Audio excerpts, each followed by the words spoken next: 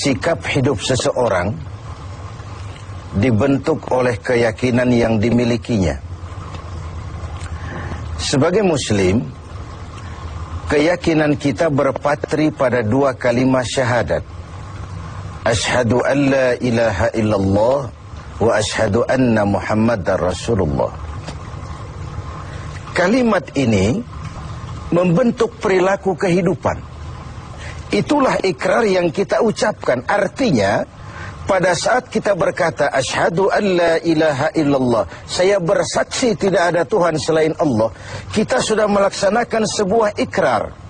Kalau saya yakin tidak ada Tuhan selain Allah, itu berarti saya tidak akan pernah takut kecuali hanya kepada Allah. Saya tidak akan pernah menggantungkan hidup kecuali hanya kepada Allah. Saya tidak akan melarikan persoalan kecuali hanya kepada Allah. Saya tidak akan minta tolong kecuali hanya kepada Allah. Saya tidak akan minta rezeki kecuali hanya kepada Allah. Berurat dan berakar itu di dalam hati, membentuk kepribadian dan mewarnai seluruh langkah kehidupan kita. Di zaman kita fasih betul mengucap dua kalimat syahadat. Tahlil pun lancar. Tetapi konsekuensi dari kalimat itu sering kita abaikan. Apalagi kita sedang berhadapan dengan zaman yang serba sulit seperti sekarang ini. Ekonomi yang belum pulih, lapangan kerja susah, pengangguran banyak, biaya hidup tinggi. Orang mudah mengalami proses pergeseran nilai. Sholatnya masih menghadap Allah, tapi kepengen dagangan laris menghadap dukun. Dicampurlah itu, iyyaka na'budu wa dukun nasta'in. Ini kan sudah gaya hidup yang sinkrit. Nah, puasa melahirkan keikhlasan. Kenapa? Karena ibadah ini seperti kita pernah bicarakan tanpa sugesti. Mungkin kalau kita sholat masih berharap dilihat orang. Kita membayar zakat, kita bersedekah masih berharap dilihat orang. Tapi dengan puasa hanya kita dan Allah saja. Ini harusnya melahirkan gaya hidup keikhlasan. Bahwa kalau kita sudah berbuat, yang penting kita dan Allah saja. Mau dipuji orang atau tidak, mau didengar orang atau tidak, mau dilihat orang atau tidak, yang penting saya sebagai pelaksana sebuah ibadah dan Allah sebagai tempat tujuan kenapa ibadah ini saya laksanakan. Karena itu, pada jumpa kita sore ini, kita akan bicara tentang ikhlas dalam menghadapi kehidupan ini. Sebab bukan saja hanya sholat kita harus ikhlas, puasa harus ikhlas, zakat harus ikhlas. Menjalani hidup ini pun kita harus dengan penuh keikhlasan.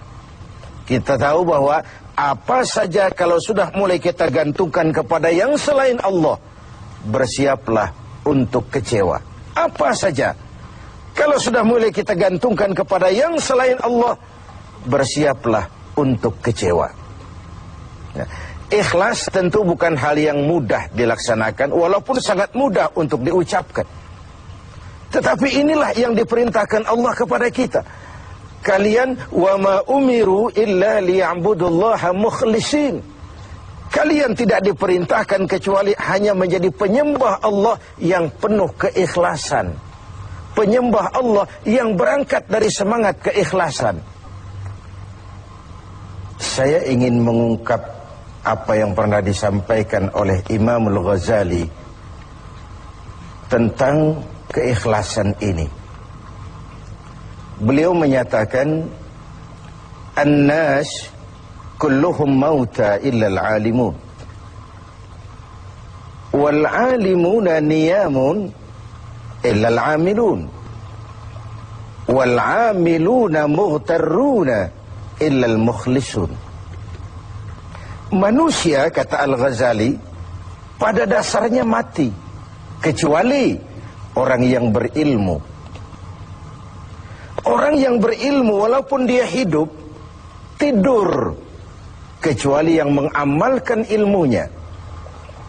Dan orang yang mengamalkan ilmunya, banyak yang tertipu, kecuali yang ikhlas di dalam mengamalkannya. Begitulah dalam kehidupan ini. Manusia pada dasarnya mati kecuali orang yang berilmu. Tidak banyak yang bisa dilakukan tanpa ilmu. Ilmulah yang membuat manusia itu hidup, bergerak, berbuat, berkembang, tumbuh menjadi lebih maju. Ilmu dalam sebuah ungkapan lama membuat hidup jadi mudah. Seni membuat hidup jadi indah. Dan agama membuat hidup jadi terarah. Dengan ilmu hidup jadi mudah. Apa yang hari ini terjadi di benua lain, hari ini juga kita tahu dari kamar kita. Dari kamar kita bahkan kita bisa ngobrol ke luar negeri. Itu kemudahan yang terjadi karena faktor ilmu. Dahulu tahun 50-an, orang kita kalau pergi haji ke Mekah 6 bulan. Kita sudah lupa dia baru pulang 6 bulan. Yang ada cuma kapal laut, sementara Mekah Madinah unta. Sekarang orang berhaji cukup 1 bulan. Kemajuan ilmu yang menciptakan Boeing memotong waktu 5 bulan. Ruang dan waktu sudah bukan masalah. Manusia mati kecuali yang berilmu. Orang yang berilmu, walaupun dia hidup, tidur kecuali yang mengamalkan ilmunya itu. Nah, orang yang mengamalkan ilmunya banyak yang tertipu. Merasa sudah banyak karyanya, sudah banyak ibadahnya, sudah banyak kebaikannya. Mereka banyak yang tertipu, illal mukhlisun, kecuali yang ikhlas di dalam mengamalkan ilmunya itu. Ikhlas itu, itulah roh dari amal yang kita kerjakan. Amal tanpa ikhlas, jasad tanpa roh, mati nilai amal kita. Nah, dan iblis itu luar biasa. Sehingga Nabi katakan, iblis masuk ke tubuhmu, menggodamu melalui saluran darahmu. Persempit jalan masuk iblis ke tubuhmu. Sahabat bertanya, dengan apa ya Rasul? Dengan zikir dan lapar. Saya ingin mengulangi hadis ini. Iblis masuk ke tubuhmu, menggodamu melalui saluran darahmu. Persempit saluran masuk iblis ke tubuhmu. Dengan apa ya Rasul? Dengan zikir dan dengan lapar. Jadi ketika kita melaksanakan ibadah puasa ini, kita mempersempit ruang gerak iblis. Itu makna bahwa kalau datang Ramadan, diikat setan dan iblis itu. Siapa yang mengikat? Ya kita sendiri. Dengan apa? Dengan ibadah puasa. Kita ikat dia, tidak berkutik, memperturutkan hawa nafsu sebagai kendaraan utama si iblis tadi. Jadi kembali kepada soalnya, keikhlasan. Itulah nilai dari amal kita. Nah, iblis datang kepada setiap orang dengan bendera yang tidak sama. Iblis datang kepada orang kaya dengan bawa bendera bakhil. Iblis datang kepada penguasa dengan membawa bendera kezaliman. Iblis datang kepada para kiai dengan membawa bendera hasud, iri hati, dengki. Iblis datang kepada orang kaya dengan membawa bendera pelit, bin bakhil alias kikir. Strateginya berbeda, bergantung kepada yang didatanginya. Nah, kalau itu tidak terkena, ditanamkannya lah perasaan bangga. Amalmu sudah banyak, kebaikanmu sudah banyak. Dihilangkanlah keikhlasan kita. Karena itu hadirin dan pemirsa, saya ingin menyampaikan sebuah potret tentang ikhlas ini. Dulu ada cerita, kiai punya santri 2 orang. Satu namanya si Ali, satu namanya si Umar. Satu hari si Ali pergi ke kebun, nyabut singkong. Singkong tercabut, Ali melihat, ini singkong bagus sekali. Kalau dihadiahkan kepada Pak Kiai, senang hati beliau. Tabarukan, cari berkah. Berangkat ke rumah Kiai, bawa singkong. Sampai di rumah Kiai, Assalamualaikum Pak Kiai. Waalaikumsalam, Li. Ada apa? Dari kebun Pak Kiai, saya jabut singkong, bagus sekali, saya ingat sama Kiai. Doakan saya Kiai. Oh, bawa masuk ke dapur, Li. Ali masuk ke dapur, taruh singkong. Kiai bilang sama istrinya, Bu, Ali ini jauh-jauh datang kemari, hadiahkan kita singkong ini. Pulang kita kasih apa dia? Kata istrinya Kiai, Bang, ada seekor kambing di belakang, hadiah pengusaha temporary sama kita. Daripada di sini ada yang merawat, kan lebih baik dikasihkan si Ali. Siapa tahu dia pelihara berkembang biak jadi banyak nantinya. Jadilah itu. Ali permisi mau pulang, kata Kiai, Li, saya hadiahkan kau seekor kambing. Peliharalah, mudah-mudahan membawa berkah. Terima kasih Pak Yai. Pulanglah Ali dengan kambing seekor ini. Di jalan pulang ketemu temannya si Umar. Dari mana kau, Li? Dari rumah Kiai Umar. Itu kambing dikasih sama Kiai. Kenapa kamu dikasih kambing? Enggak tahu, saya datang cuman bawa singkong ke rumah Kiai, pulang dikasih kambing. Si Umar nih otak dagangnya jalan. Kalau Ali saja bawa singkong dikasih kambing, bagaimana kalau saya bawa duren? Jadi mampirlah si Umar ke pasar beli duren 3 buah, dibawalah ke rumah Kiai. Kiai, assalamualaikum. Ada apa, Mar? Duren Kiai, ikhlas karena Allah, ikhlas Kiai, silakan. Oh, bawa masuk ke dapur, Mar. Umar taruh singkong taruh duren di dapur. Kiai bilang lagi sama istrinya, Bu, Umar ini datang bawa duren lebih banyak dari yang dibawa si Ali. Kita kasih apa dia pulang? Kata istrinya Kiai, abang nih kambing seekor pun sudah dikasih Ali, bang. Sudah nggak ada apa-apa lagi di rumah. Gitu ya? Iya. Jadi macam mana? Kata istrinya Kiai, begini sajalah bang. Ali tadi kan datang bawa singkong. Lalu Umar nih daripada pulang tangan kosong, sudah singkong Ali saja kasihin si Umar. Begitu. Iyalah.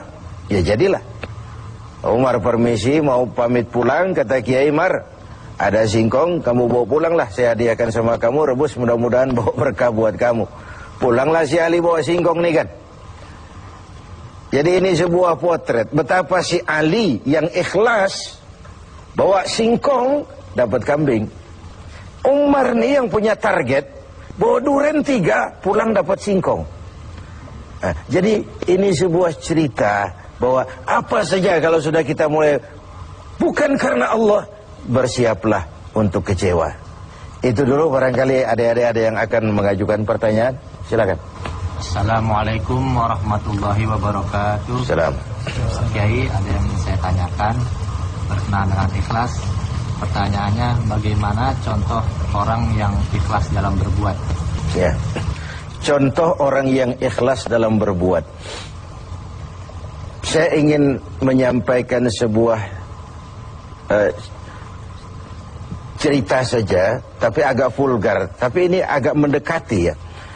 Orang yang ikhlas dalam berbuat itu, mohon maaf, barangkali agak mirip-mirip orang yang buang air besar. Ini saudara-saudara, kalau pagi buang air besar ikhlas enggak? Ikhlas kan? Apa pernah ditengok-tengok? Enggak pernah. Apa pernah berharap balik lagi? Juga enggak. Walaupun malam habis makan enak, makan sate, buahnya anggur, apel, besok pagi dibuang ikhlas. Enggak begitu jatuh terus ditengokin, jangan-jangan satenya ini. Enggak, sudah ikhlas, kurelakan di kau pergi. Begitu kira-kira contoh orang yang ikhlas dalam berbuat. Ini maaf ya, contohnya agak vulgar, tapi saya pikir itu yang agak mendekati. Kalau sudah berbuat ya sudah diikhlaskan saja, dilepas, karena ikhlas itu kan artinya selamat, selamat dari noda, selamat dari kepentingan yang selain Allah, bersih dari kepentingan yang selain Allah. Nah itu yang kita inginkan dalam berbuat.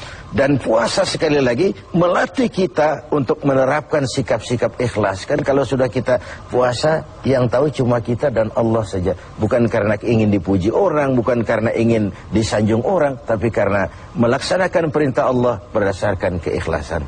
Mudah-mudahan puasa ini semakin mendorong kita menjadi orang-orang yang ikhlas.